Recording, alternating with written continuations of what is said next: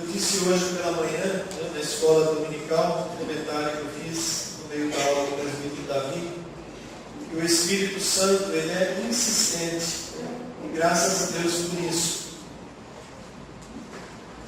Isso eu disse porque já de alguns meses para cá, a palavra que o Senhor tem nos dado, ela tem sempre voltado sobre um dos pontos mais importantes da nossa vida espiritual, que é a fé. No domingo passado, o presbítero Davi trouxe a palavra falando sobre aquela mulher que busca a Jesus Cristo, pedindo a libertação da sua filha, e ela não era do povo de Deus, ela não era israelita, ela era sírio-fenícia. E na conversa que ela tem com Jesus, ele diz assim: olha, o pão é para os filhos, né? Querendo dizer, você não é parte do povo de Israel. E ela diz, mas os cachorrinhos comem das migalhas, né? E Jesus entendeu naquela palavra da mulher a fé que ela estava exercendo. Até mesmo um pouco, uma migalha que caísse de Jesus para ela, ela acreditava ser o suficiente. E ela teve a sua filha liberta. Na quarta-feira eu preguei sobre aquele momento da vida do profeta Elias, depois de 3 anos e meio de seca, de ausência completa de chuva. E Elias sobe no monte, dobra o seu joelho, põe a boca no pó e começa a orar a Deus pedindo por chuva. Eu até disse, olha, foi interessante, porque quando Elias disse que não ia chover, foi imediata a resposta de Deus. Quando ele ora pedindo para descer fogo e consumir a oferta que estava ali colocada, também Deus respondeu imediatamente. E no entanto, quando chega o momento dele pedir a chuva, ele teve que subir no monte, dobrar o joelho, colocar a cabeça entre os joelhos, no chão, e ficar clamando a Deus. E aí, por 6 vezes, ele manda o seu moço ajudante olhar no horizonte para ver se estava formando chuva e nada. Na 7ª vez, o menino vem e diz, olha, tem uma nuvenzinha pequenininha do tamanho da mão de um homem. E aí Elias diz, corre e avisa o rei para correr, porque vai vir uma grande chuva. Era a fé, amados, né?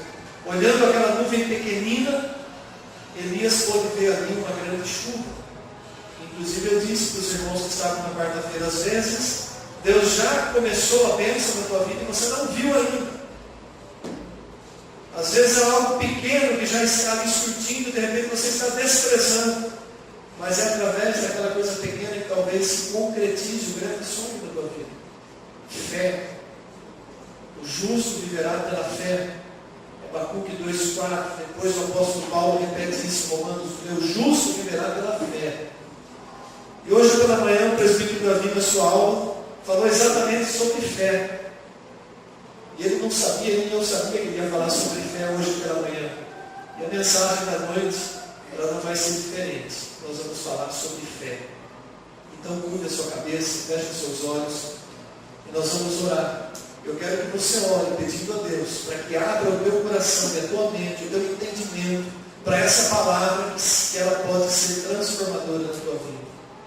Senhor nosso Deus e Pai, obrigado por tudo aquilo que o Senhor tem feito, apesar de nós, das nossas limitações, dos nossos defeitos.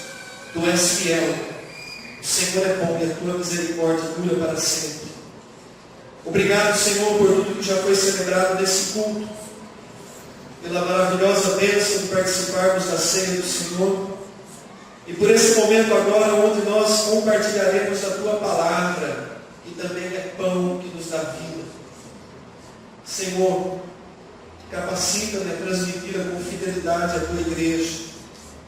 Que o teu Espírito Santo me conduza em sabedoria e que o coração de cada um aqui seja preparado para receber essa palavra. Senhor, não permita que as mentes, os pensamentos se dispersem, mas que estejam voltados para a tua palavra. Que as preocupações do dia de amanhã venham atrapalhar. Não permita, Pai, em nome de Jesus. Não permita que o inimigo roube a semente, em nome de Jesus. Abençoa-nos, Senhor, e fala conosco. Amém E glória a Deus.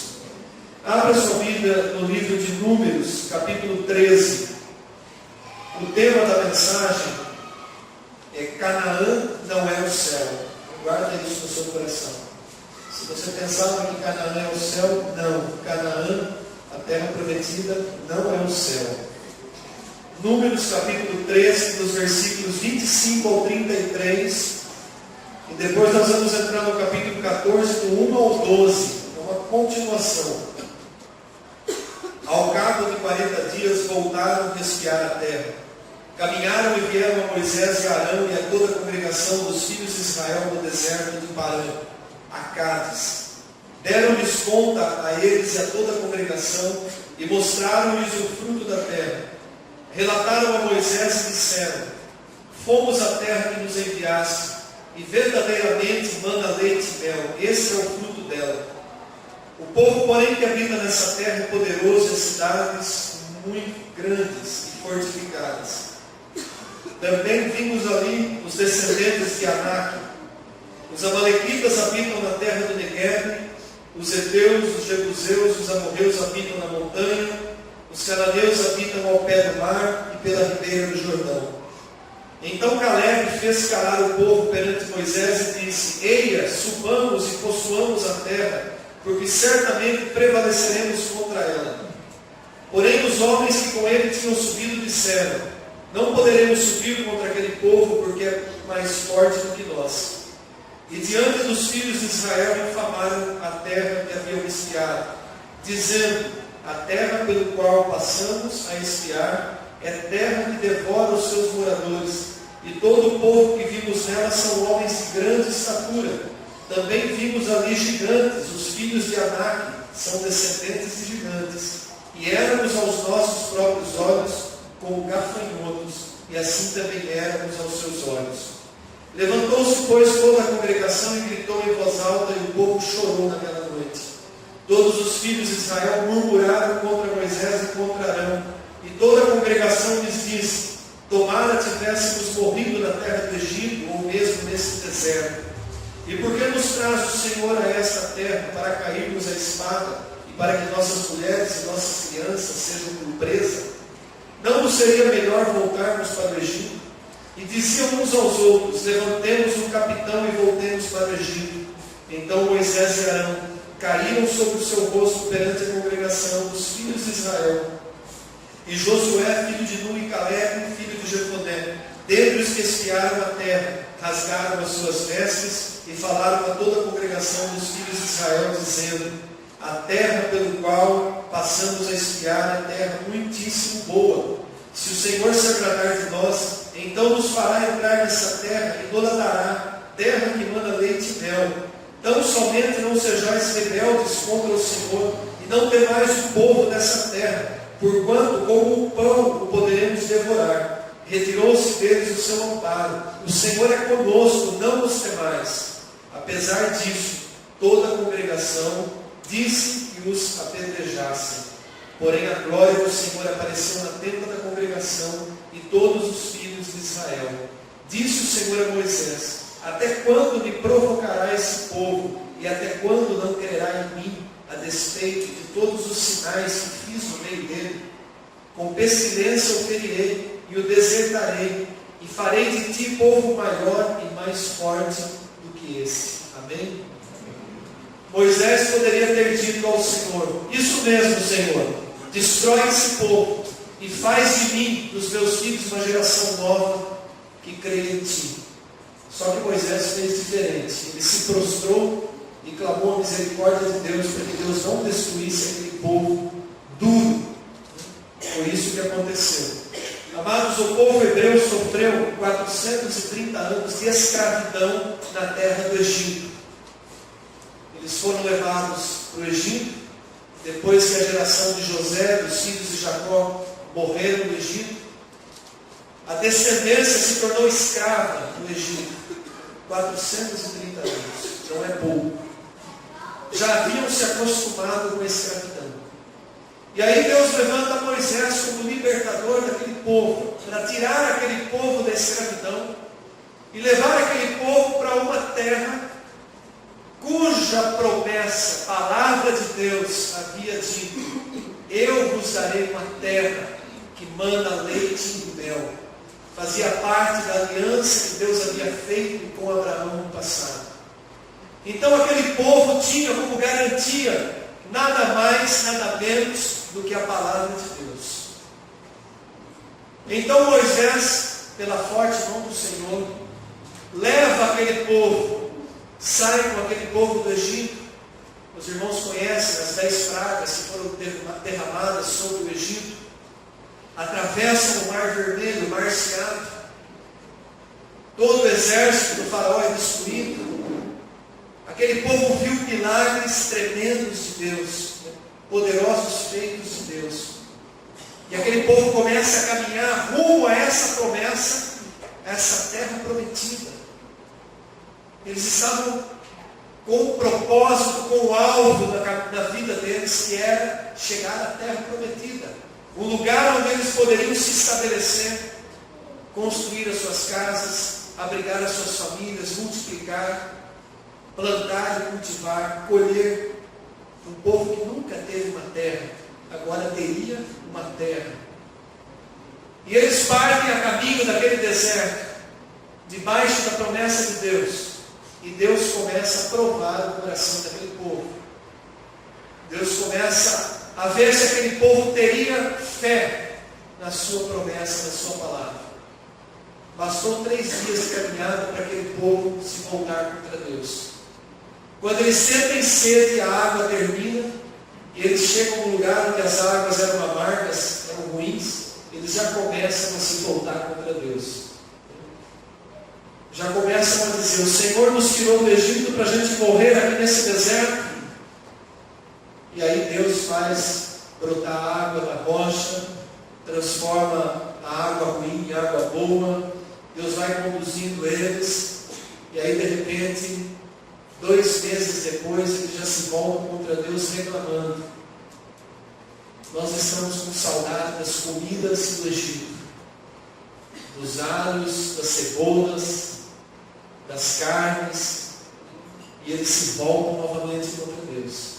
E aí Deus manda codornizes, a ponto deles ficarem enfastiados de tanto comer carne. E depois Deus manda o maná que sustentou aquele povo. Coisas tremendas. Por causa da incredulidade daquele povo, eles ficaram durante 2 anos e 2 meses acampados ao pé do Monte Sinai. Eles poderiam ter atingido a terra prometida em questão de 2 meses de caminhada, ou menos. Mas por causa das demonstrações de incredulidade, de duvidarem de Deus, Deus segura eles ali ao pé do Sinai 2 anos e 2 meses. E aí vem uma ordem para Moisés: levanta acampamento e ruma em direção à terra que eu vos prometi. É exatamente o momento que nós chegamos aqui nesse texto que nós lemos. O povo caminha e chega nos limites do deserto de Parã. E ali eles acampam novamente. O deserto de Parã era o último limite para eles entrarem na terra prometida pela região sul, sem ter que cruzar o Jordão, como depois eles tiveram que fazer 38 anos mais tarde. Eles se param acampados ali. E aí então surge uma ideia boa, prudente.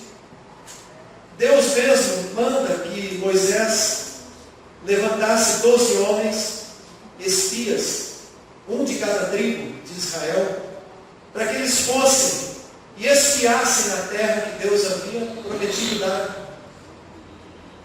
Agora note na sua Bíblia, Deuteronômio capítulo 1, versículo 21 e 22.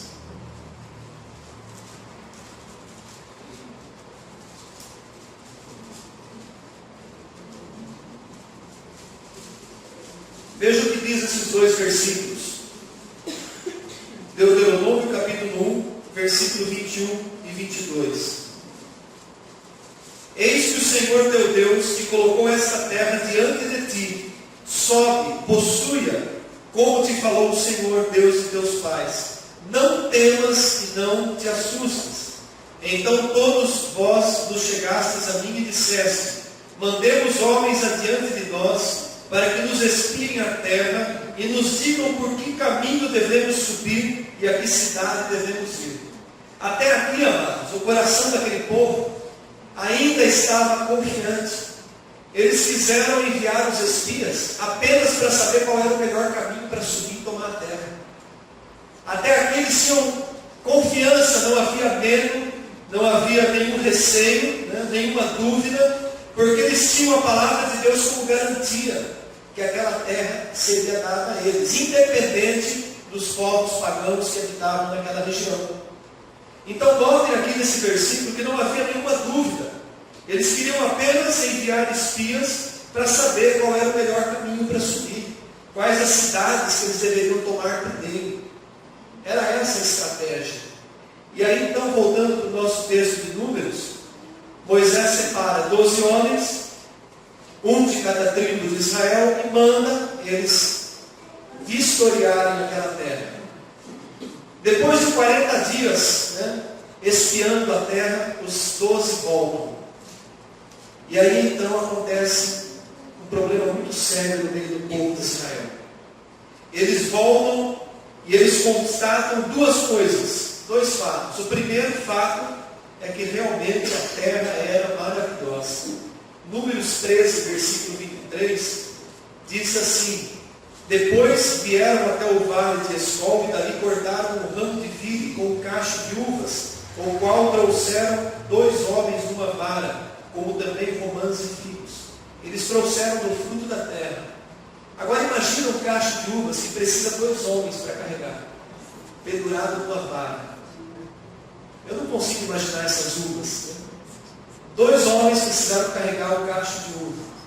A terra era terra especial, terra fértil, terra que manava leite e mel, terra de prosperidade, terra de bênção, terra de riquezas. Era essa terra que Deus tinha prometido ao seu povo. Então eles constatam que realmente a terra era muito boa. Eles voltam com esse testemunho, versículo 27 que nós lemos: fomos à terra que nos enviaste, e verdadeiramente mana leite e mel, esse é o fruto dela. Então esse foi o primeiro fato que eles constataram. O segundo é que eles olharam para os habitantes daquela terra e para as cidades. E eles disseram assim: o povo que habita nessa terra é povo poderoso. Existem ali descendentes de Anak, que são gigantes, homens de grande estatura. E as cidades são fortificadas, são cheias de muralhas ao redor. E eles passam a olhar para as circunstâncias. Eles não olham mais para a promessa de Deus, eles começam a olhar agora para as dificuldades, para os obstáculos que eles tinham que vencer para atingir o objetivo da terra. Deus deu a terra e deu a garantia que seriam deles, mas eles deveriam expulsar os povos inimigos. Eles deveriam pegar em armas e vencer os inimigos. Eles deveriam conquistar aquela terra debaixo da palavra e da promessa de Deus. Dos 12, apenas 2 dizem: vamos subir e conquistar essa terra. Josué e Caleb. Os 2 únicos espias que voltam confiantes, que não temem a estatura do povo, do inimigo, os muros das cidades. Eles dizem: eia, vamos e possuamos essa terra. Não temais, porque o Senhor é conosco. Esses 2 tinham plena confiança que a terra seria dada a eles. No entanto, os demais 10 conseguem infamar toda a população de Israel, que era aproximadamente 3 milhões de pessoas. Eram 600 mil homens adultos. Conta aí crianças e mulheres, e se estimava a população de 3 milhões. Toda aquela multidão infamada deseja agora voltar para o Egito. Eles querem voltar para a escravidão. Conseguem entender isso, amados?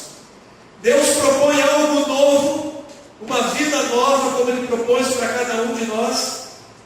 E aquele povo quer voltar para a escravidão, servir ao diabo. Faraó representava Satanás. O mundo representa o domínio do diabo. O que tem lá fora? Maldade, violência, pecado. devassidão, pois aquele povo preferia voltar para o Egito, voltar a ser escravo. E quando Josué e Caleb tentam convencer o contrário, o povo pega em pedra, e se Deus não intervém, Moisés, Arão, Josué, Caleb teriam morrido apedrejados. Era isso que ia acontecer.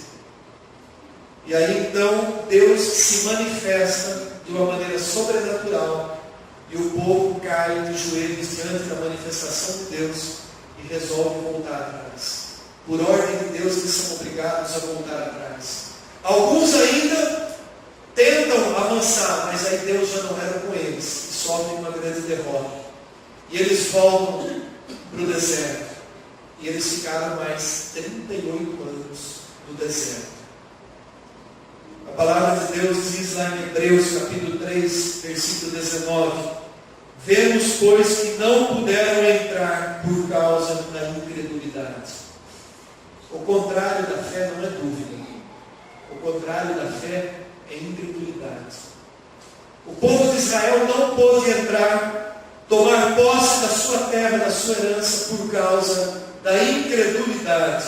Duvidaram de Deus, duvidaram que Deus fosse capaz. E isso é um pecado gravíssimo. Duvidar de Deus é um pecado gravíssimo. O grande princípio da vida espiritual é a fé. Hebreus 11, versículo 6 diz que sem fé é impossível agradar a Deus. Portanto, quando Deus te dá uma palavra, te dá uma direção, você deve seguir em frente, ainda que você não esteja vendo, porque fé é acreditar naquilo que ainda não aconteceu, em fatos que ainda não aconteceram. E nós, cristãos, somos chamados a viver pela fé. Viver pela fé, diante, seja qual for o gigante, o povo, o inimigo que se levante contra nós, a muralha que estiver em volta, não importa. Nós não devemos temer, nós devemos viver pela fé. Não importa qual o tamanho do seu problema.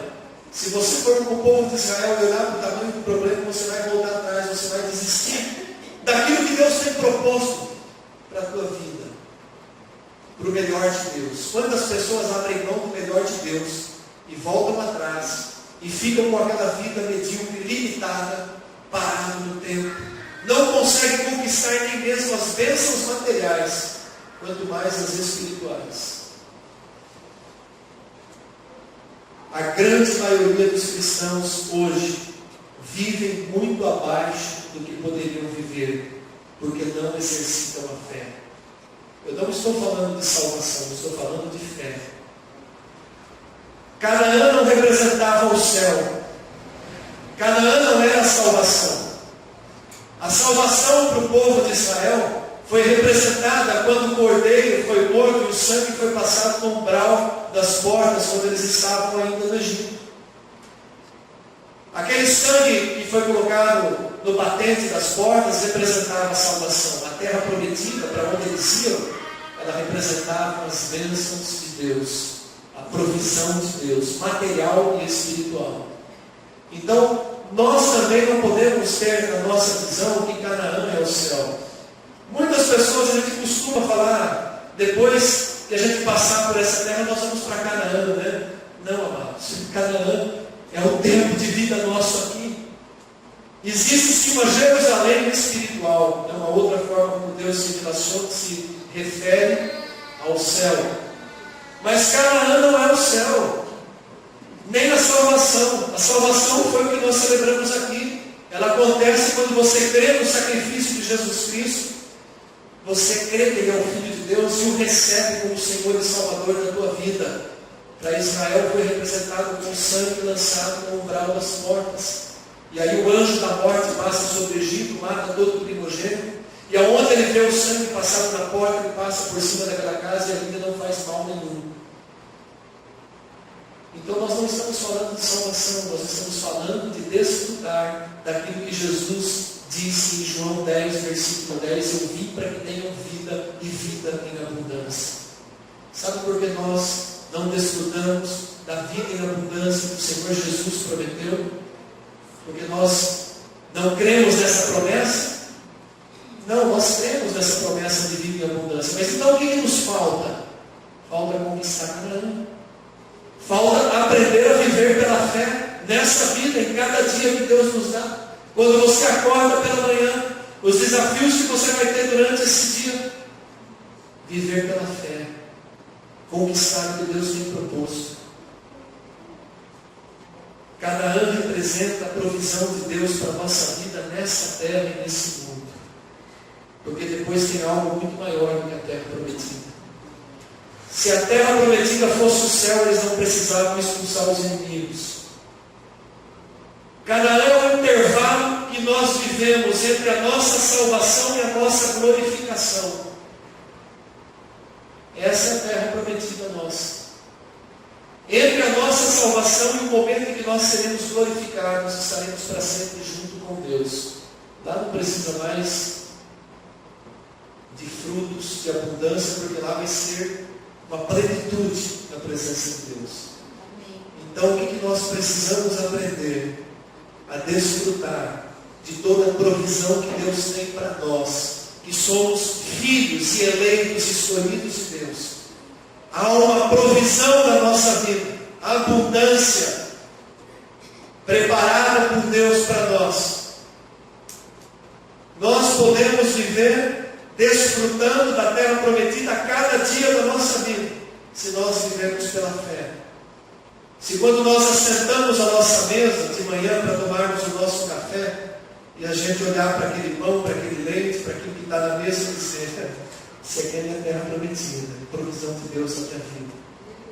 E você sair do seu trabalho, ao invés de sair maldizendo e reclamando, você entrar no seu carro, pegar o seu ônibus e você glorificar a Deus indo para aquilo que Deus me deu. E onde eu vou tirar a minha provisão. E se Ele quiser, Ele me coloca em lugares mais altos. O cristão precisa aprender a viver e a desfrutar das provisões de Deus. Não é se esbaldar na riqueza e ficar preso àquilo que é material. Não é se tornar um escravo do dinheiro, mas é saber usar com sabedoria as bênçãos materiais e espirituais que o Senhor nos dá. A terra prometida não era só as bênçãos materiais. Quando nós fomos salvos, a palavra de Deus diz que o Senhor tem para nós bênçãos espirituais nas regiões celestes. E que nós desfrutamos dessas bênçãos aonde? No nosso período de vida. Os dons espirituais, aquilo que vem através da igreja, que vem através da ação do Espírito Santo na nossa vida. Isso tem um valor muito maior do que qualquer bênção material, não menosprezando as bênçãos materiais que o Senhor nos dá. Então, amados, o que tem faltado para muita gente, para muitos cristãos nos dias de hoje, é aprender a viver pela fé, a desfrutar das provisões que Deus nos tem dado. Às vezes menosprezamos porque achamos pequeno. E se nós não formos fiéis naquilo que é pequeno, Deus não nos colocará naquilo que é grande. Porque Ele vai nos confiar coisas grandes se nós menosprezamos até as pequenas bênçãos? Viver pela fé. A maioria dos convertidos tem se contentado apenas em ser salvo. É outro aspecto. A maioria dos cristãos se contentam apenas em reconhecer que são salvos. Mas a salvação, amados, ela é um alicerce. Precisa ser construído algo em cima desse alicerce. Lá em João, capítulo 15, versículo 16, Jesus disse assim: não foste vós que me escolhestes a mim, pelo contrário, eu vos escolhi a vós outros, e vos designei para que vades e deis fruto, e o vosso fruto permaneça. Nós somos salvos, amém, glória a Deus. Mas eu preciso fazer algo em relação à salvação que me foi dada gratuitamente por Cristo. A minha vida, ela deve ser acompanhada de obras que são frutos da minha fé. Então, sobre o alicerce sólido da salvação que me foi dado por Cristo, sem me custar nada, de graça, graça de graça, sobre esse alicerce a minha vida está estabelecida, e eu devo usar a minha vida para ela dar frutos, e frutos que permaneçam. Esse sentido que eu disse que a salvação é um alicerce. que precisa ser construído algo. Não podemos cruzar o nosso braço. Eu sou salvo, o problema de quem não é. Não é esse o nosso chamado. Nós somos chamados para exercer o ministério que todo cristão tem, o ministério da reconciliação. E esse ministério é você levar a palavra ou o testemunho de Jesus para uma pessoa que ainda não tem. Para o teu amigo, para a pessoa que você ama, um colega, alguém que estuda junto. Através da sua vida, você ganhar alguém para Cristo. Você está construindo sobre esse alicerce de salvação frutos que permanecem, que serão recompensados na eternidade pelo nosso Deus. Então é outro aspecto. Não podemos apenas nos contentar e parar ali no aspecto da salvação. Nós somos chamados para que durante esse período da terra prometida nossa vida dê frutos que permaneçam. Durante esse tempo de vida que o Senhor nos dá. Há um outro aspecto ainda. Haveriam de conquistar a terra, mas tinham que expulsar os inimigos. Quais são os inimigos da nossa vida? O pecado que nos assedia. A nossa carne, que sempre é tendenciosa a fazer o que é errado. A nossa tendência é sempre praticar o pecado. O pecado é gostoso, é prazeroso. A maioria das coisas prazerosas, elas são relacionadas ao pecado. Se elas não forem feitas dentro do padrão de Deus, elas se tornam pecado. Então notem que os inimigos são ações, são opressões, porque também vem da parte do inimigo, de Satanás, contra a nossa vida. São coisas que temos que arrancar do nosso caminho, maus hábitos, vícios. São os inimigos da nossa vida, que precisamos conquistar, para que a terra seja plena, ou seja, a nossa vida seja plena. A salvação é o ponto de partida, a vida em abundância é o alvo. A salvação é o ponto de partida, mas desfrutar do que Jesus falou, eu vim para que tenham vida em abundância. Esse é o alvo. Esse alvo termina e se completa no momento da nossa glorificação, no momento da nossa morte, ou no momento em que Jesus vier. Se nós formos a geração privilegiada, se Jesus viesse agora buscar a sua igreja, nós não passaríamos pela morte. Pessoa que maravilha, seríamos transformados imediatamente.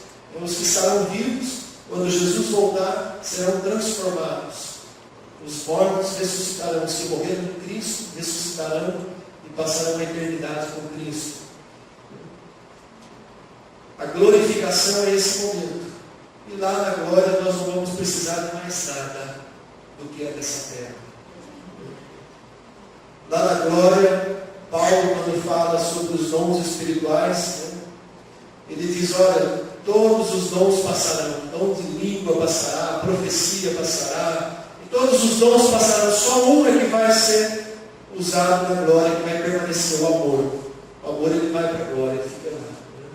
Mas aquilo que a gente tinha de recursos, que a gente precisava para a nossa vida espiritual, vai passar, porque lá nós não vamos precisar. Então tudo isso são recursos que nós precisamos para hoje. Dons espirituais, provisão de Deus na nossa vida, material. Esse é o tempo da terra prometida. A nossa Canaã é aqui. E precisamos conquistar a cada dia. A cada dia precisamos conquistar. Viver com as provisões que Deus nos coloca à nossa disposição. A ceia do Senhor é um banquete. É uma das provisões que Deus coloca à nossa disposição. Aqueles que deixam de congregar perdem o privilégio de participar da ceia do Senhor, de se identificarem com Cristo. E muitos outros privilégios e muitos cristãos estão perdendo. Muitos outros privilégios. Há muitos cristãos perdendo privilégios porque deixam de cumprir mandamentos, ordens que o próprio Deus estabeleceu. Vai redundar em bênção na minha própria vida, mas eu não faço. Eu estou contente, eu já sou salvo, não preciso fazer mais nada. Não é assim, amados. Não é esse o propósito de Deus. Nesse espaço a ser percorrido entre a salvação e a glorificação, que é o que nós estamos chamando aqui de Canaã, de terra prometida, nós temos que viver pela fé. conquistar a cada dia, vencer os obstáculos a cada dia. Os israelitas não alcançaram o prêmio. Uma geração toda ficou prostrada naquele deserto. Deus levantou uma outra geração, depois de 38 anos eles entraram. Completou 40 anos de deserto. Até que eles puderam entrar na terra prometida, passar o Jordão, conquistar, plantar, colher. Né? Isso é algo simbólico, representativo para nós com esse tempo da nossa vida. Por causa da incredulidade, eles não puderam tomar posse da terra prometida e das suas bênçãos, nem do leite, nem do mel, e nem dos frutos. A incredulidade leva a uma vida cristã mediana, limitada. A dúvida, a incredulidade, o comodismo, a indiferença, isso leva o cristão a ter uma vida limitada. Não vive pela fé. E aí acaba se frustrando com a vida espiritual. Começa a se sentir seco, árido, né? Terra seca. E é preciso de novo, né, clamar o renovo de Deus, o renovo do Espírito. Quando a nossa vida começa a se sentir assim, é sinal que estamos duvidando das bênçãos, das provisões de Deus, da vontade de voltar para o Egito, misericórdia. Então, Canaã, desfrute do leite e do mel. Acredite que você pode vencer os obstáculos e as dificuldades do caminho. Amém, igreja? De 600 mil homens adultos, somente 2 pisaram em Canaã: Josué e Caleb, na geração seguinte. Josué e Caleb nunca duvidaram do que Deus era capaz. Eles suportaram até que Deus levantasse outra geração. Caleb ainda é tremendo, né? Quando ele estava com 85 anos, ele ainda diz: eu estou disposto para conquistar a minha herança nessa terra. A gente costuma falar unção de Caleb, né? Unção de ousadia, de coragem. Né? Não importa a idade avançada, ele ainda estava pronto para lutar, para pegar em armas, para conquistar tudo que Deus tinha colocado diante dele. Nunca questione as promessas de Deus. Que nós tenhamos ouvido para ouvir e coração para entender. Que nós possamos confiar no Senhor e conquistar aquilo que Ele tem para nós. O Senhor Jesus prometeu uma vida em abundância. Eu vim para que tenham vida e vida em abundância. Ele não diz assim: eu vim para que vocês tenham vida em abundância só na glória. Eu vim para que tenham vida e vida em abundância. Então nós precisamos abrir os nossos olhos e ver quantas coisas maravilhosas Deus tem provido a cada dia da nossa vida. Quando o nosso coração é cheio de gratidão, nós conseguimos enxergar tudo aquilo que Deus tem provido na nossa vida. O leite e o mel é os frutos da terra prometida. Mas quando o nosso coração é ingrato, além de não enxergar, nós começamos até a perder o que nós temos por causa da ingratidão, da incredulidade, muitas vezes até da avareza, querer reter o que tem.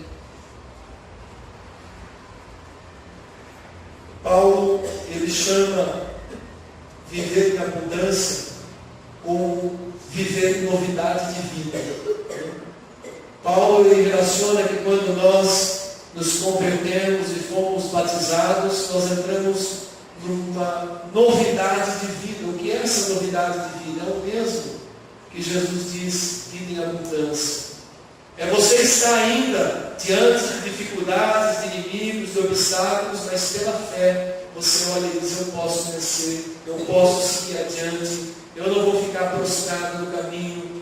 Eu vou vencer, mesmo que eu esteja passando por uma circunstância contrária, por uma enfermidade. Eu vou vencer ainda que eu esteja passando por uma provação de desemprego. Eu vou vencer ainda que eu esteja tendo uma dificuldade dentro do meu lar, uma crise no casamento. Por que eu vou vencer? Porque eu confio naquele que é poderoso para fazer.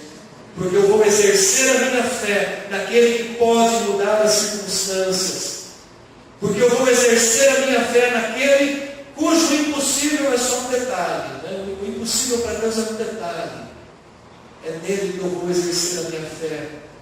Paulo diz assim: eu sei em quem eu tenho crido, e Ele é poderoso para guardar o meu depósito até o último dia. E olha que Paulo sofreu muito. Paulo sofreu como ninguém. Eu acho que só menos que Cristo. E ele pôde dizer assim. E ainda mais, no final da sua vida, ele diz: combati o bom combate. E o que ele diz? Guardei a fé. Guardei a fé. Amada igreja, que nós possamos fazer essa palavra criar raízes no nosso coração. Quando você estiver passando por momentos de luta, de dificuldades, lembra que você precisa guardar a fé. Que é a fé que vai fazer você vencer. É olhar o além das circunstâncias. É você olhar as altitudes e não o nível onde está o problema. É você olhar fixamente para o autor e consumador da fé, Jesus Cristo. Não é isso que Hebreus diz, né? Os nossos olhos fixos no autor e consumador da fé. Então não há outra alternativa para nós cristãos vivermos senão pela fé. É pela fé que vencemos as batalhas, é pela fé que conquistamos, é pela fé que nos regozijamos quando tudo também está indo bem na nossa vida. Tudo é pela fé, e a fé em Jesus Cristo. Não há outro local, meio, ídolo, absolutamente nada em que nós possamos exercer a nossa fé. A fé só pode ser exercida em Jesus Cristo, autor e consumador da fé. Não adianta exercer fé em santos que já morreram. Não adianta exercer a fé em Maria, mãe de Jesus. Não adianta exercer a fé em cristais, em Nova Era, em pirâmides. Não adianta exercer a fé no espiritismo, no candomblé, em outras religiões falsas e heresias. E nem adianta exercer a fé na loteria. Vou fazer uma fezinha. Não adianta. Você vai se decepcionar. Aliás, muitos que ganharam na loteria, o dinheiro foi uma desgraça na vida deles. E não adianta exercer, eu tenho fé na fé. Também não. Fé em Jesus Cristo, autor e consumador da fé. Por Ele e através dele, unicamente, nós vivemos pela fé. A garantia de todas as promessas do Pai estão em Jesus Cristo. E elas serão cumpridas, cada uma das palavras de Jesus. Cada uma das promessas de Deus, nenhuma cai em vão. Então, comece a crer na palavra de Deus, porque a palavra de Deus, ela vai se cumprir cabalmente, integralmente. A igreja vive pela fé. Se Jesus Cristo não ressuscitou, a nossa fé é vã, inútil, mas Ele de fato ressuscitou. Hoje olhamos pela fé na expectativa da sua volta. Nosso coração deve sentir desejos, anseio pela volta de Jesus. E isso também é exercer a fé. Um dia, por mais boa que seja essa vida, ela vai passar. E por mais boa que seja essa vida, ela não vai deixar de ter choro e lágrimas. Haverão dias de choro e lágrimas. Mas pela fé nós cremos num lugar onde a palavra diz que dos nossos olhos toda lágrima será enxugada. Não haverá mais choro, não haverá mais pranto, não haverá mais enfermidade, não haverá mais depressão, não haverá absolutamente mais nada do que nos causava medo. Viver pela fé é isso. Amém, igreja? Amém. Deus seja louvado. Vamos levantar as nossas mãos. Que a graça e a paz do Senhor Jesus Cristo, o amor do Pai e a comunhão do Espírito Santo permaneçam conosco. Amém e glória a Deus. Dê um abraço carinhoso, quem está mais próximo. uma semana de vitória, uma semana abençoada, em nome de Jesus.